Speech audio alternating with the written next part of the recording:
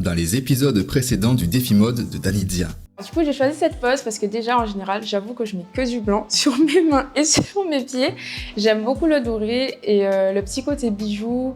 Je voulais essayer parce que je n'en avais jamais fait et c'est vraiment magnifique. Et effectivement, c'est super joli et je suis vraiment satisfaite.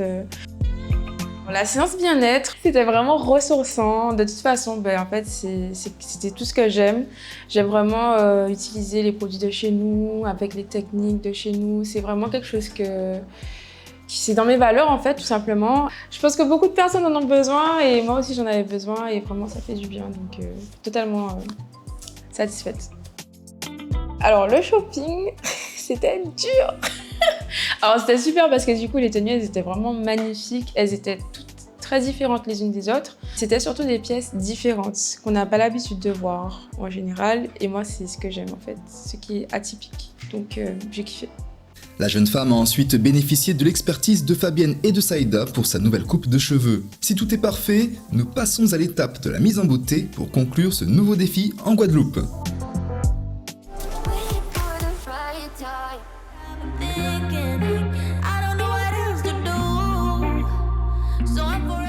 Nous voici à Jarry pour la séance de maquillage orchestrée par Andiz. Je pense qu'on va presque partir sur un smoky.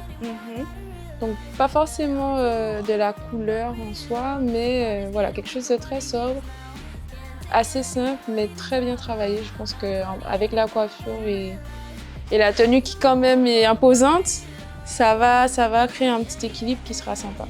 J'ai commencé par lui hydrater le visage et après lui mettre la base sur les yeux. Donc je préfère commencer par les paupières pour ne pas salir mon teint. Andiz utilise le crayon pour tracer une ligne le long de la muqueuse supérieure de l'œil. Ensuite, notre maquilleuse se concentre sur les yeux de Danizia en suivant la tendance de l'année 2023 dans le make-up.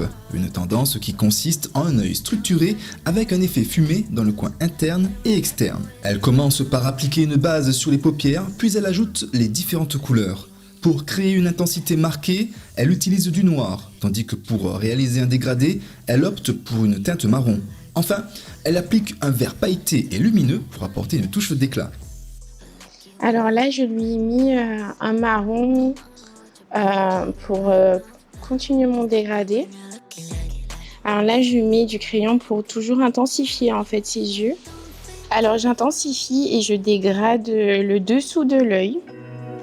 J'ai intensifié avec le haut toujours, en rajoutant du marron et en travaillant un peu le fumé. Pour l'application du mascara, on étire et après on le travaille en zigzag. Et là, du coup, je vais appliquer mes faux cils.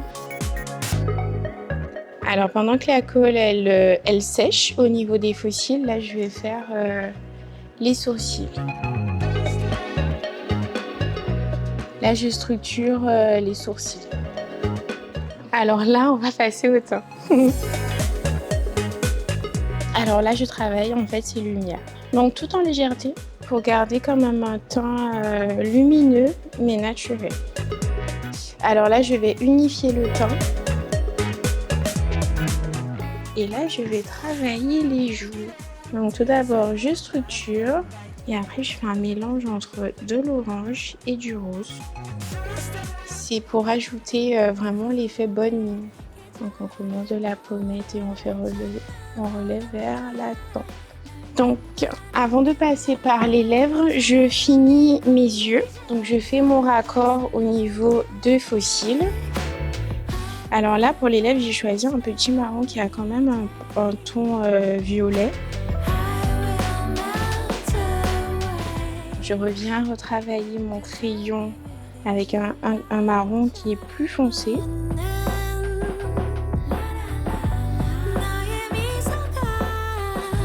Alors là, je vais ajouter un petit point de lumière, enfin, pas un petit point, c'est vraiment le petit cœur de lumière.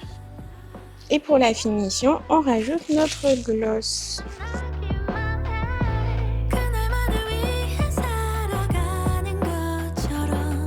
Pour terminer mon maquillage, je passe le fixateur.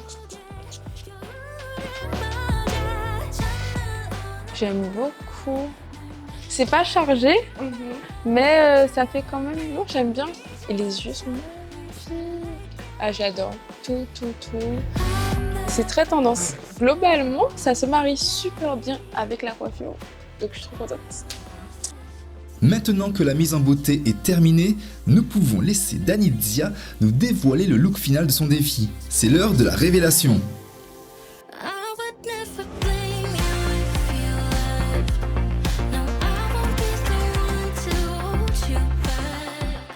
Alors Danyzia, comment te sens-tu dans cette tenue? Je suis totalement satisfaite de mon look. Il est totalement dans le thème, élégante, tout en transparence. On part des ongles, au petit sac, les chaussures, la coiffure, le maquillage, tout. Et vraiment, le rendu global, il est harmonieux et surtout, ça reste dans le thème.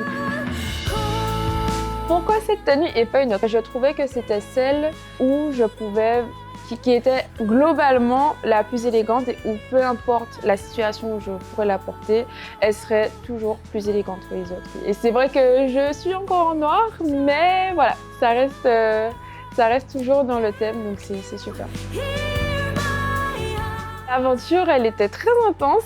On a fait beaucoup de choses en peu de temps, mais pour le coup, c'était très ressourçant aussi, relaxant. Et je retiens pas mal d'astuces aussi.